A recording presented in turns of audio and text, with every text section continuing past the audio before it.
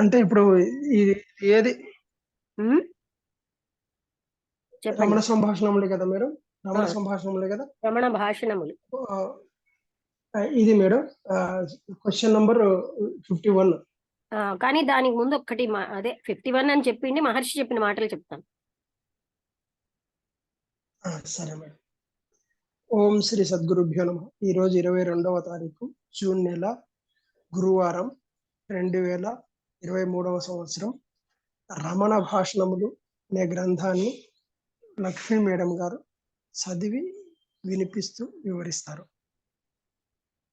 ఇది రమణ గీత మరొక మారు అని హెడ్డింగ్ ఇచ్చి శ్రీ రమణ భక్తులు టీకేఎస్ అయ్యరు షట్చక్రాల విషయం ఎత్తారు. మహర్షి ఆత్మ యొక్కటే అనుభవానికి తెచ్చుకోవలసినది, దానిలోనివే మిగతావన్నీను. శక్తి, గణపతి, సిద్ధులు అన్నీ దానిలో ఇమిడి ఉన్నవే. దీనిపైన ఆసక్తి గలవారు ఆత్మజ్ఞులు కారు. ఆత్మ హృదయస్థం, హృదయమే దానిని రూపించేది, అంటే మేనిఫెస్ట్ చేసేది మేధ. హృదయం నుండి మేధకు సుషుమ్న పేరేదైతేనే నాడి నుండి ఆత్మశక్తి ప్రవహిస్తుంది అనుకోవచ్చు. సుషుమ్నాది నాడులన్నీ పరానాడిలోనివే, ఆత్మనాడిలోనివే.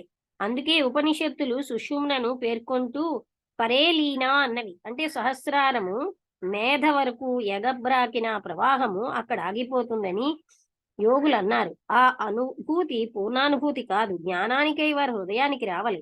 హృదయమే ఆది అంతమును. అది అంటే ఈ టాపిక్ అయిపోయిందా?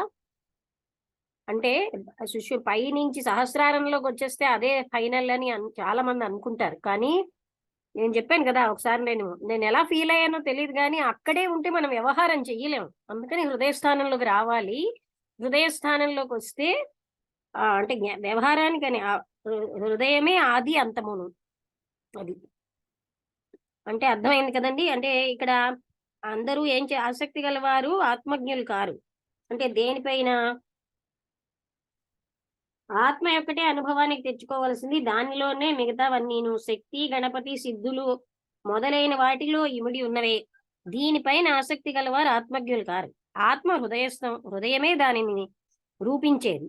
మేధ హృదయం నుండి, మేధకు సుషుమ్న నాడి నుండి ఆత్మశక్తి పేరేదైతేనేమి ప్రవహిస్తుంది అనుకోవచ్చు. సుషుమ్నాది నాడులన్నీ పరా అంటే ఆత్మనాడిలోనివే. అందుకే ఉపనిషత్తులు సుషుమ్నను పేర్కొంటూ పరేలీనా అన్నవి. సహస్రారం మేధ వరకు ఎగబ్రాకిన ప్రవాహం అక్కడ ఆగిపోతుందని యోగులు అన్నారు. ఆ అనుభూతి పూర్ణానుభూతి కాదు, జ్ఞానానికే వారు హృదయానికి రావాలి. హృదయమే ఆది అంతమును. అంటే అక్కడ పైన సహస్రారం దగ్గర ఆగిపోతుందని యోగులు అన్నారు. అది రైట్ కాదు, అది మళ్ళీ కూడా హృదయస్థానానికి రావాలి. అదే ఆది అంతము. అంతే. ఆ తర్వాత 51వ ప్రశ్న రంగనాథ్ ఐసిఎస్. శ్రీమద్ భగవద్గీతలో, దీని పేరు భగవద్గీత అని హెడ్డింగ్, స్వధర్మం ఇతర ధర్మములన్నిటికన్నా శ్రేయస్కరం, పరధర్మం భయావహ అన్నారు. స్వధర్మానిక శ్రేష్టత ఏమిటి? ధర్మం అంటే సామాన్యంగా వర్ణాశ్రమ ధర్మం సూచికము. భౌతికాచరణ కూడా గణించవలసి ఉంటుంది మహర్షి అన్నారనమాట. అప్పుడు పృచ్ఛకుడు వర్ణాశ్రమ ధర్మమే ఉద్దేశిస్తే అది ఒక్క భారతదేశానికే వర్తిస్తుంది, కానీ గీత సర్వదేశాలకు వర్తించేది కదా. మహర్షి ప్రతి దేశంలోనూ ఏదో ఒక రూపున వర్ణాశ్రమములు ఉన్నవి. ఆ శ్లోక సారమే ఇంతే. ఎవరైనా సరే ఒకటే అయినా ఆత్మ అవలంబనగా గ్రహించి దాని నుండి చలించరాదు. స్వ అంటే ఎవరైనా, స్వ స్వ అని ఉంది ఎవరో, వృక్షకుడిని స్వత్వమైన ఆత్మదైన. స్వ అంటే స్వత్వమైన, పర అంటే ఇతర, అనాత్మకు చెందిన. అదా ఇక్కడ పైన ఆయన చెప్పిన దానికి కాబోతుంది. ఆత్మధర్మం అంటే ఆత్మస్థితి. కలత భయము అచ్చట ఉండదు. తనకు రెండవ వాడు ఉంటేనే అన్ని తంటాలు. ఆ రెండవది లేదు, భయ కారణము లేదు. ఇప్పుడున్న స్థితిలో వ్యక్తి అనాత్మ ధర్మాన్ని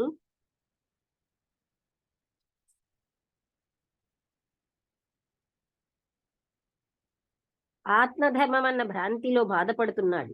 ఆత్మను తెలిసి ఆత్మలోనే ఉండిపోతే భయం అంతమవుతుంది, సందేహాలు మొలకెత్తవు. అది వర్ణాశ్రమ ధర్మం అనే గ్రహించినా దాని తాత్పర్యం అదే. నిస్వార్థమైన కర్మమే ఫలమిస్తుంది. అంటే కర్తను తానుగానని ఆ సర్వశక్తి చేత ఉపకరణ మాత్రమని అని వాడెరుగవలే. సర్వము ఆ శక్తినే చేయని నేను మాత్రం అది చెప్పినట్లే చేయటం ఆ కర్మలు నావి గావు కనుక ఆ కర్మఫలము నాది కాజాలదు. తలపులు చర్యలు ఇట్టివైనప్పుడు కష్టమెక్కడిది? అది వర్ణాశ్రమ ధర్మమా లోకధర్మమా అన్నది వ్యర్థవాదం. ఇంతకు సారమేమంటే స్వ అంటే ఆత్మనః ఆత్మ యొక్క, పర అనాత్మనః అనాత్మ యొక్క ఇంతే. సందేహాలు రావడం సహజమే. ఆధునికుడు వేర్వేరు వృత్తులతో ఎలాగో జీవనం గడుపుకోవలే. దాని బ్రతుకునకు శాస్త్రవాక్యాలు ఇచ్చే సాంప్రదాయ అర్థములకు సమన్వయం సులువు కాదు. మధ్యలో కల్పించుకుని ఒక పునరుచ్చేరి నుంచి వచ్చినంతడు పుదుచ్చేరి సర్వధర్మాన్ పరిత్యజ్య మామేకం శరణం వ్రజ. ధర్మాలని వదిలిన నన్నొక్కడినే శరణుజొచ్చుము అన్నది వర్ణించినాడు. సర్వ అన్ని పదం అనాత్మనః అనాత్మ యొక్క, అందులో ఏకము అన్న పదానికే బలం, ఏకమన్న పదానికే. ఏకం పైన గట్టి పట్టున్న వానికి ఇంకా ధర్మములెక్కడివి? ఆత్మలో మునుగు అని దాని అర్థం. మామేకం అంటే అదే ఇప్పుడు చికాల కృష్ణారావు గారు అని నన్నే శరణుజొచ్చు అంటే అక్కడ నన్ను అంటే నేనుని అని చెప్పేవారు. మధ్యలో అంటే సర్వ అంటే అనాత్మనః అందులో ఏకమన్న పదానికే అర్థం. ఏకం పైన గట్టి పట్టున్న వానికి ఇంకా ధర్మములు ఎక్కడివి? ఆత్మలో మునుగు అని దాని అర్థం. పృచ్ఛకుడు కర్మను బోధించును గదా గీతను చెప్పింది. అంటే గీత ఏమన్నది? అర్జునుడు పోరాడనన్నాడు. కృష్ణుడు అంటాడు యుద్ధం చేయనన్నంత కాలం నీకు కర్తృబుద్ధి ఉన్నది. చేయడానికి గాని మానడానికి గాని నీవెవరు? కర్తవు నీవన్న తలపు మాను. ఆ భావన ఉన్నంతసేపు నీవా కర్మను చేసి తీరుతావు. ఆ అతిశాయి శక్తి నిన్నాడిస్తున్నది. ఆ శక్తికి లొంగను అనడంలోనే నీవు ఒప్పుదల కనిపిస్తున్నది. అంతకన్నా ఆ శక్తిని గుర్తించి లొంగి దానిని ఉపకరణ మాత్రంగా అటు కాదని భీష్మించావా బలవంతంగానైనా నిన్న శక్తి ఆకర్షించి తీరుతుంది. అర్థమైందా ఎంత బాగా చెప్పారు? ఆత్మలో స్థిరపడి కర్తృభావన వీడి సహజంగా నడుచుకో. అప్పుడు ఆ కర్మఫలం నిన్నంటదు. అది పౌరుషము శౌర్యమును. గీతోపదేశ సార సర్వస్వము ఆత్మ సంస్థితి అన్నారు శ్రీ భగవాన్. ఆత్మలోనూ ప్రతిష్ఠుడైన వానికి ఏ సందేహాలు కలగవు. కలిగితే అతడు ఆత్మలో కుదురుకోకముందే ఉండవలే. పృచ్ఛకుడు అట్లయితే అన్వేషణ చేసేవానికి సమాధానం వల్ల ప్రయోజనమేమి? వాక్కులకు శక్తి ఉంది. క్రమంగా అది తన ప్రభావం చూపుతుంది. ఇక్కడికి అయిపోయింది. అర్థమైందా మీకు? ఏంటంటే బాగా చెప్పారు. అన్నీ కూడా ఆత్మ జ్ఞానంతో ముడిపెట్టి ఉన్నాయి. రంగనాథన్ ఐసిఎస్ శ్రీమద్ భగవద్గీతలో స్వధర్మం ఇతర ధర్మములన్నిటికన్నా శ్రేయస్కరం, పరధర్మం భయావహం అన్నారే. స్వధర్మానికి ఆ శ్రేష్టత ఏమిటి అంటే ధర్మం అంటే సామాన్యంగా వర్ణాశ్రమ ధర్మం సూచితం. భౌతిక కారణం కూడా గణించవలసి ఉంది. వర్ణాశ్రమ ధర్మమే ఉద్దేశిస్తే అది ఒక్క భారతదేశానికే వర్తిస్తుంది, కానీ గీత సర్వదేశాలకు వర్తించేది కదా. అంటే ప్రతి దేశంలోని ఏదో ఒక రూపున వర్ణాశ్రమాలు ఉన్నాయి. ఆ శ్లోక సారం ఇంతే. ఎవరైనా సరే ఒకటే అయిన ఆత్మ అవలంబనగా గ్రహించి దాని నుండి చలించరాదు అని దాని సారంటారు. స్వత్వమైన ఆత్మదైన ఇతర అనాత్మకు చెందిన అని. అంటే స్వధర్మం అంటే ఆత్మకి నేను అనే ధర్మం అని. ఆత్మధర్మం అంటే ఆత్మస్థితి. ఏ కలత భయము అచ్చటి ఉండదు. తనకు రెండవ వాడు ఉంటేనే అన్ని తంటాలు. ఆ రెండవది లేదు. భయ కారణం లేదు. ఇప్పుడున్న స్థితిలో వ్యక్తి అనాత్మ ధర్మాన్ని ఆత్మధర్మ అన్న భ్రాంతిలో బాధపడుతున్నాడు. ఆత్మను తెలిసి ఆత్మలోనే ఉండిపోతే భయం అంతమవుతుంది, సందేహాలు మొలకెత్తవు. అది వర్ణాశ్రమ ధర్మం అనే గ్రహించిన దాని తాత్పర్యం అదే. నిస్వార్థమైన కర్మమే ఫలమిస్తుంది. అంటే కర్తను తాను గాని ఆ సర్వశక్తి చేత ఉపకరణ మాత్రమునే అని వాడు ఎరగవలను. సర్వము ఆ శక్తిని శక్తినే చేయని నేను మాత్రం అది చెప్పినట్లే చేయటం ఆ కర్మలు నావి కావు కనుక ఆ కర్మఫలము నాది కాజాలదు. తలపులు చర్యలు ఇటివైనప్పుడు కష్టమెక్కడిది? అది వర్ణాశ్రమ ధర్మమా లోకధర్మమా అన్నది వ్యర్థవాదం. ఇంతకు సారమేమంటే ఆత్మనః అంటే ఆత్మ యొక్క, అనాత్మనః అంటే అనాత్మ యొక్క. సందేహాలు రావడం సహజమే. ఆధునికుడు వేర్వేరు వృత్తులతో ఎలాగో జీవనం గడుపుకోవాలి. వాని బ్రతుకునకు శాస్త్రవాక్యాలకు ఇచ్చే సాంప్రదాయ అర్థములకు సమన్వయం సులువు కాదు. మధ్యలో కల్పించుకుని ఒక పుదుచ్చేరి నుండి వచ్చినతను సర్వధర్మాన్ పరిత్యజ్య మామేకం శరణం వ్రజ. ఇదంతా మీకు అర్థమైంది కదా?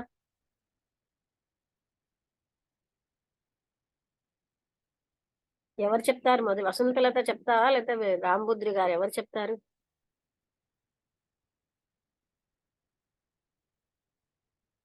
రాంబుద్రి గారు చెప్పండి.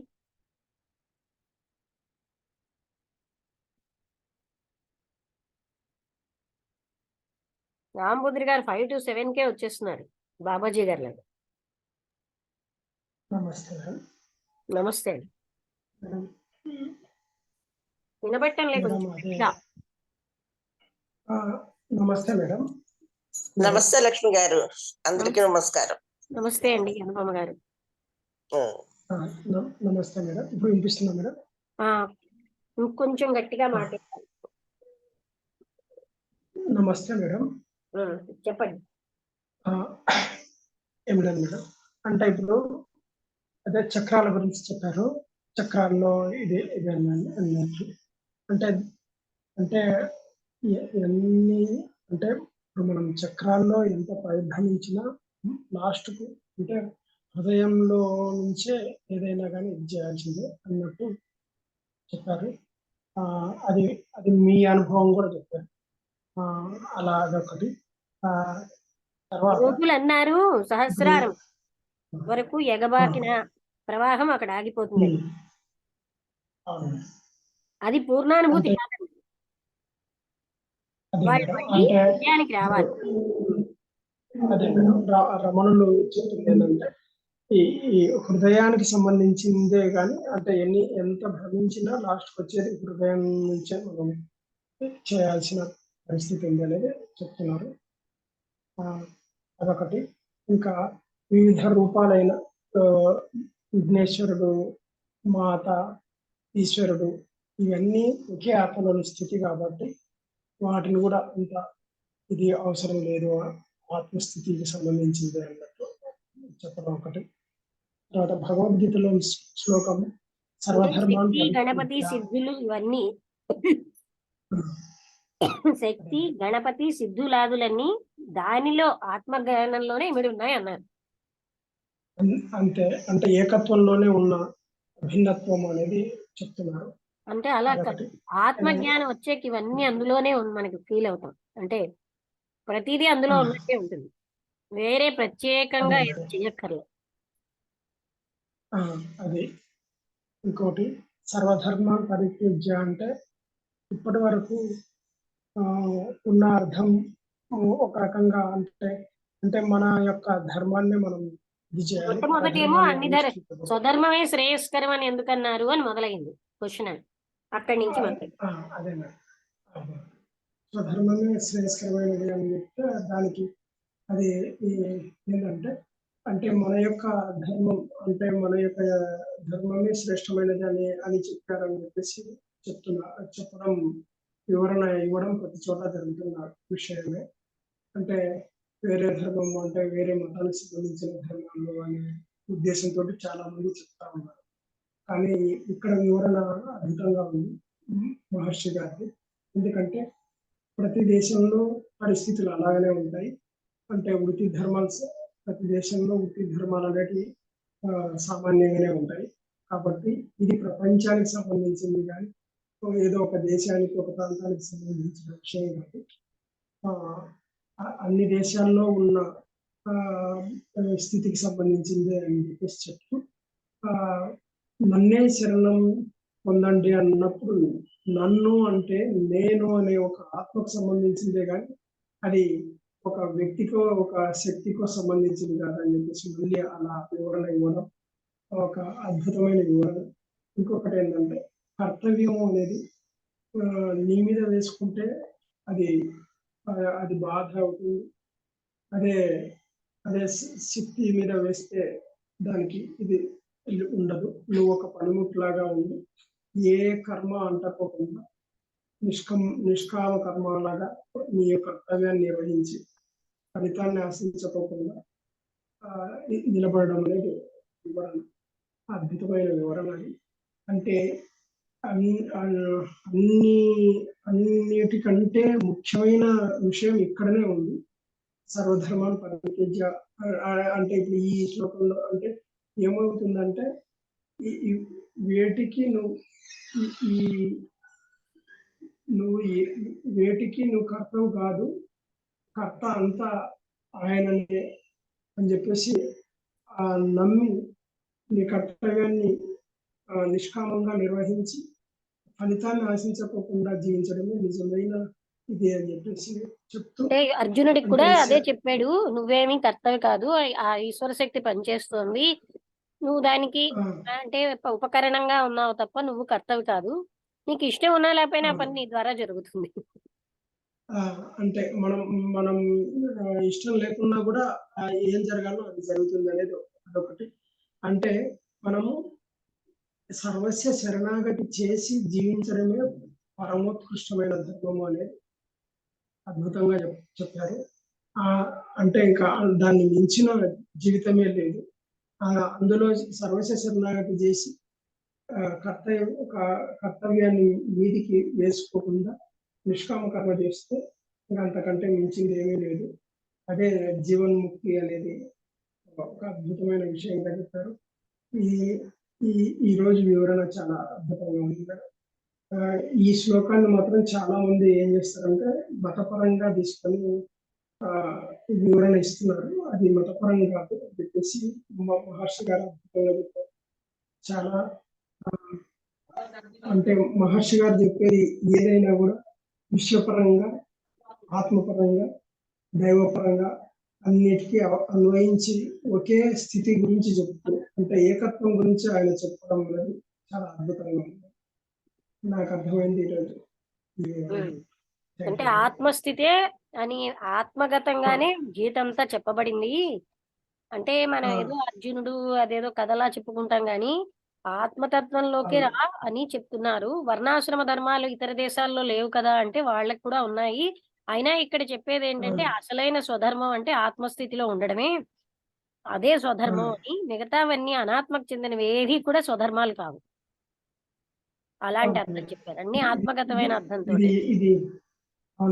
ఇది ఆధ్యాత్మికమైన ఆత్మపరమైన వివరణే కానీ మతపరమైన వివరణ కాదు అనేది అద్భుతంగా చెప్పారు. చాలా బాగుంది. Thank you. ఓకే అండి, బాగా చెప్పారు. వసంతలత చెప్తావా? అందరికీ నమస్కారం. ఇవాళ 2-3 విషయాలు పాయింట్లు చెప్పారు ఆయన. ఫస్ట్ దాంట్లో ఏంటంటే ఇదే అంటే ఆత్మ స్థానం ఎప్పుడు హృదయంలోనే ఉంటుంది, మేధలో కాదు అని. అంటే అదే సుషుమ్న గురించి చెప్పారు. సుషుమ్న నాడి తలకు అంతా ఎప్పుడు హృదయంలోనే ఉంటుంది, మేధ నుంచి వస్తుంది, కానీ హృదయ స్థానమే అంతిమ స్థానం.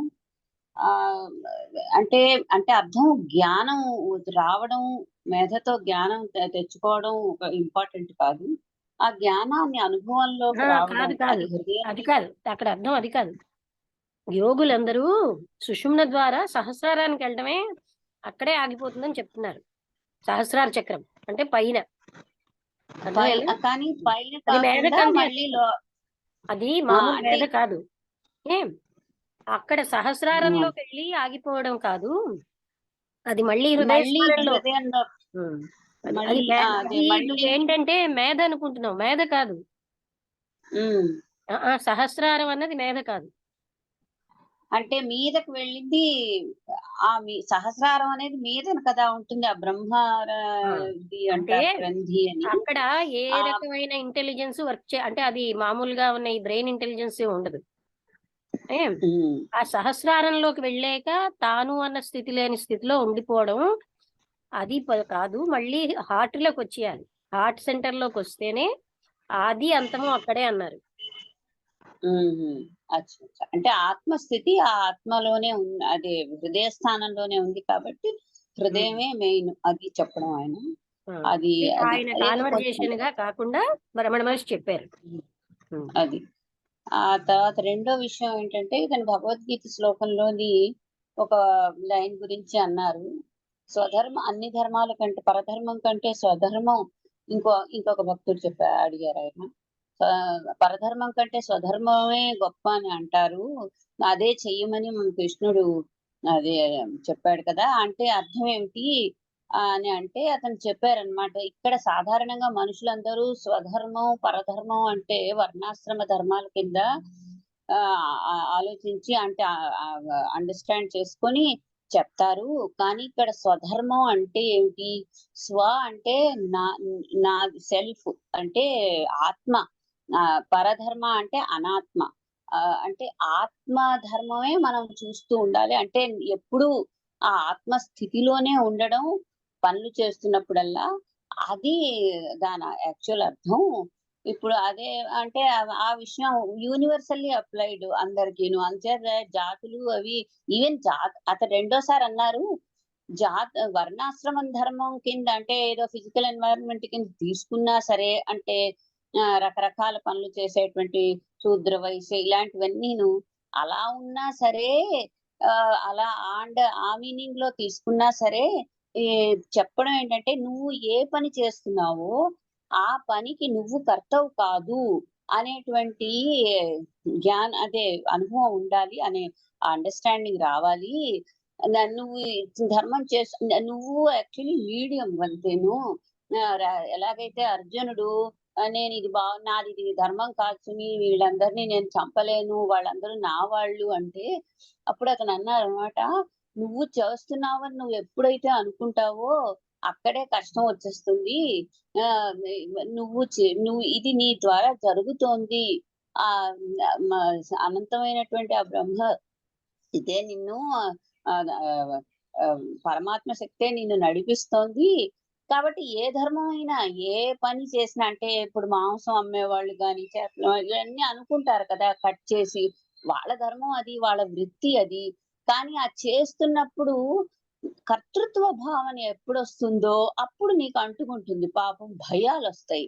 కానీ ఏ భయం లేకుండా ఇది భగవంతుడి తాలూకు ధర్మం నాచే చేయిస్తాడు అని చెప్పి జ్ఞానంతో చేస్తున్నప్పుడు వాటి భయాలు ఏమీ నీకు అంటవు.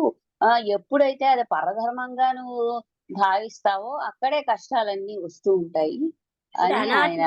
అనాత్మ ధర్మాలన్నీ పరధర్మం, ఆత్మ కానిదంతా పరధర్మమే. అలాగే ఆత్మ నేను అనే పరిస్థితిలో ఉన్నదంతా స్వధర్మం. ఆత్మ అంటే అది రావడానికి చాలా కష్టము.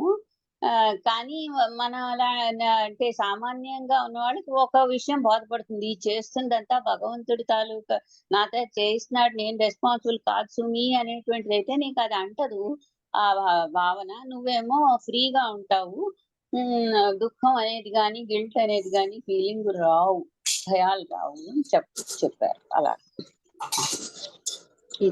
ఇది మాత్రం ఇలాగ అర్థమైంది. బాగానే ఉంది. అంటే ఇక్కడ ఆయన అన్నదంతా గీతంతా భగవద్గీత అంతా ఆత్మపరంగానే చెప్పారు. ఆత్మ తాను అన్న భావనలో ఉన్నప్పుడు స్వధర్మం, అనాత్మ తాను అన్నదంతా కూడా అనాత్మకు సంబంధించిందంతా పరధర్మమే. అసలు విషయం అలా చెప్పారు అని అలా చెప్పారు. ఇలా అంటే ఈవెన్ వర్ణాశ్రమ ధర్మాల కింద మనం అర్థం చేసుకున్నా సరే, మామూలుగా ప్రతి వాళ్ళు చెప్తారు, అలా చెప్పినా సరే నువ్వు చేస్తున్న పనిలో అని కర్తృత్వ భావన తీసుకోకు. నువ్వు చేస్తున్నావు, నీకు పాపం వస్తున్నదనో కష్టం వస్తున్నదనో అలా ఆలోచించకుండా. ఇతర దోషాల్లో కూడా వాళ్ళకి సంబంధించిన వర్ణాలు ఉన్నాయి, అన్ని చోట్ల ఉన్నాయి. అవును, కానీ గీతలో మాత్రం చెప్పింది ఆత్మతత్వం మీదనే. వాళ్ళు గీతలో కృష్ణుడు చెప్పింది మాత్రం ఆత్మతత్వం మీదనే చెప్పారు అని చెప్పారు. ఆ తర్వాత అదే కదా మామేకం సర్వధర్మాన్ పరిత్యజ్య మామేకం శరణం వ్రజ అంటే అంటే భగవంతుడిలోనే వేడు.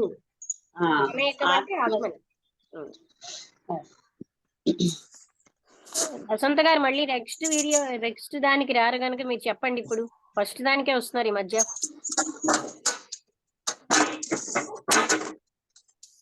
వసంత గారు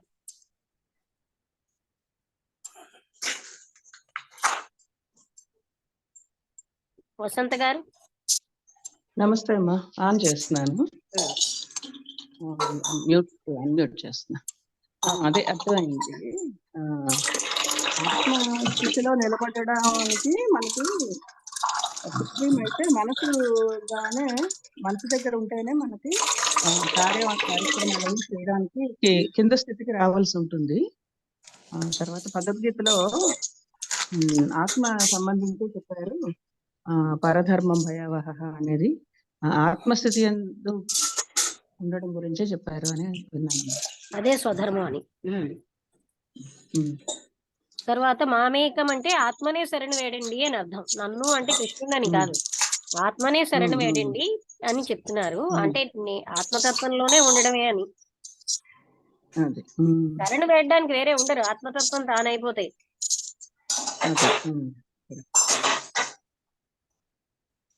ఓకే, అనుపమ గారు. వెనకాల డిస్టర్బెన్స్ బాగుంది అక్కడ. ఎక్కడి నుంచి వస్తుందో తెలియదు.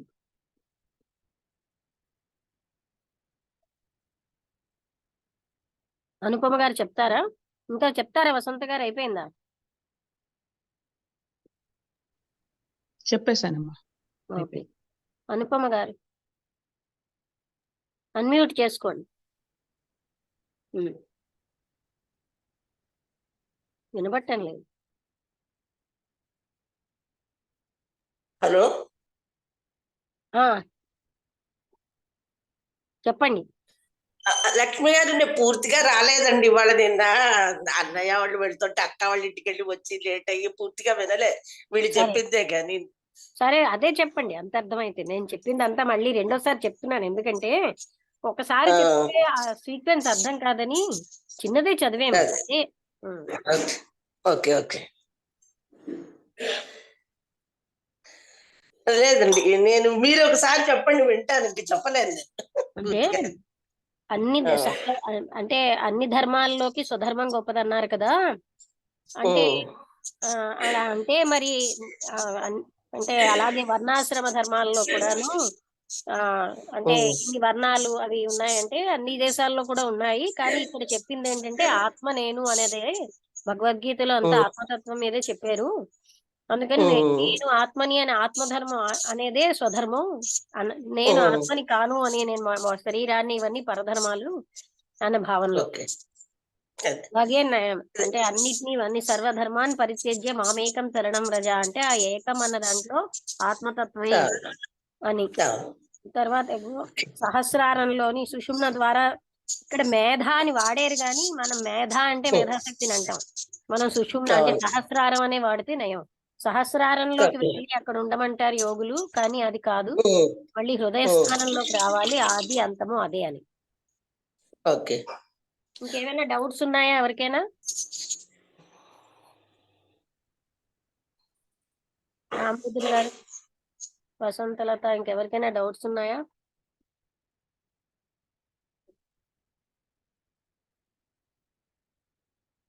ఇవాళంతా క్లియర్ గానే ఉంది కదా. సూర్యావతి గారు ఏమైనా చెప్తారా? ఏం మాట్లాడటం లేదు ఈ మధ్య. సూర్యావతి గారు.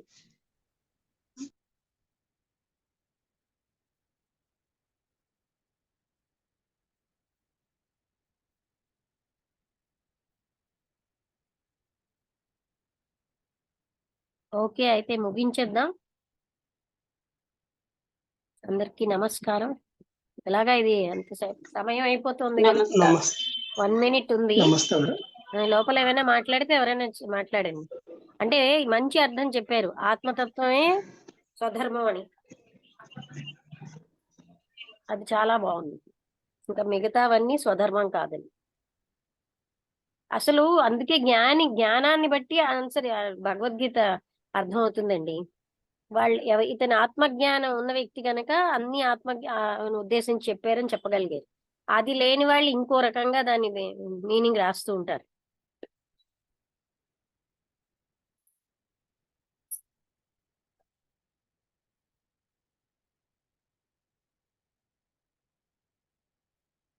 అంతా భగవద్గీతలో కృష్ణుడు ఆత్మజ్ఞానాన్నే చెప్పారని చెప్పడం చాలా బాగుంది. ఈ రోజు వివరణ చాలా అద్భుతంగా ఉంది మేడం. ఇది ఉమ్. అంటే ఈ ఈ సర్వధర్మాన్ని పరిత్యజ్య అనేది వివిధ రకాలుగా ఉపయోగిస్తున్నారు. కానీ ఈ వివరణ మాత్రం అద్భుతంగా ఉంది, చాలా బాగుంది. అంటే మహర్షి గారి వివరణ చాలా అద్భుతం. అదే అదే ఆత్మతత్వాన్ని ఉద్దేశించి అంతా ఉంది అని చాలా బాగుంది. అదే సత్యం కూడా. అవును మేడం. ఈ సత్యం అదే మేడం, ఉమ్. వాస్తవం అదే మేడం. దాన్ని ఇంకా మనం ఇష్టం వచ్చిన రీతిలో మనం చెప్పుకోగలుగుతున్నాం అది. ఉమ్.